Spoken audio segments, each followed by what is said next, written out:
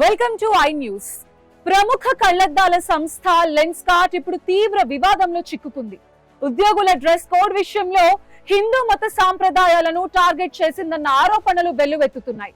Social మీడియాలో boycott Lenskart trend కావడమే కాకుండా కంపెనీకి వేల కోట్ల నష్టాన్ని మిగిల్చిన ఈ వివాదం వివరాలు ఇప్పుడు స్పెషల్ స్టోరీలో చూద్దాం.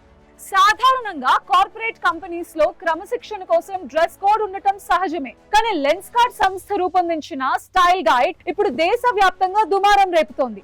ఆ గైడ్ లో హిందూ మత సాంప్రదాయాలకు సంబంధించిన బొట్టు, గాజులు, మతపరమైన పవిత్ర దారాలు కట్టుకోకూడదని ఆంక్షలు విధించినట్టు వెల్లడైంది. బొట్టు పెట్టుకున్నా అది చాలా చిన్నగా ఉండాలని, వ్యక్తిగత మత గుర్తులు ఉద్యోగ సమయంలో ప్రదర్శించకూడదని కంపెనీ కఠిన నిబంధనలు పెట్టింది.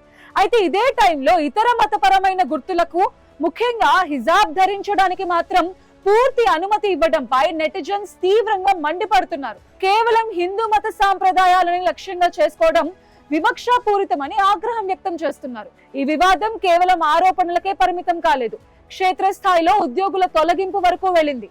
సూరత్ కు చెందిన ఒక ఉద్యోగి తన శిఖా, తిలకం, చేతికి ఉన్న పవిత్ర దారాన్ని తీసివేయాలని కంపెనీ మేనేజ్మెంట్ తనను ఒత్తిడి చేసిందని ఆవేదన వ్యక్తం చేశారు. దీనిపై అభ్యంతరం తెలిపిన ఇద్దరు ఉద్యోగులను కంపెనీ అప్పటికప్పుడే ఉద్యోగాల నుండి తొలగించటం అగ్నికి ఆజ్యం పోసింది. దీంతో సోషల్ మీడియాలో బాయ్కాట్ లెన్స్కార్ట్ అనే హ్యాష్ ట్యాగ్ వైరల్ కావడంతో కంపెనీ ప్రతిష్ట ఒక్కసారిగా మసకబారింది. పరిస్థితి విషమిస్తూ ఉండటంతో లెన్స్కార్ట్ అధినేత పీయూష్ బన్సల్ స్వయంగా వివరణ ఇవ్వాల్సి వచ్చింది. అన్ని మతాలకు తమ కంపెనీలో సమాన గౌరవం ఉందని, ఎవరిని కించపరిచే ఉద్దేశం తమకు లేదని పేర్కొన్నారు. మంగళసూత్రం, గాజులు వంటి వాటిపై ఎలాంటి ఆంక్షలు లేవని స్పష్టం చేస్తూ తమ కమ్యూనికేషన్ వల్ల ఎవరైనా బాధపడి ఉంటే క్షమాపణలు కూడా కోరారు. అయితే ఈ క్షమాపణలు కంపెనీకి జరుగుతున్న ఆర్థిక నష్టాన్ని మాత్రం ఆపలేకపోయాయి. సోమవారం నాటి స్టాక్ మార్కెట్ ట్రేడింగ్ లో లెన్స్కార్ట్ షేర్స్ దారుణంగా పడిపోయాయి. కేవలం ఒక్క రోజులోనే కంపెనీ మార్కెట్ విలువ ఏకంగా 4,500 కోట్ల రూపాయలకు పైగా ఆవిరైపోయింది.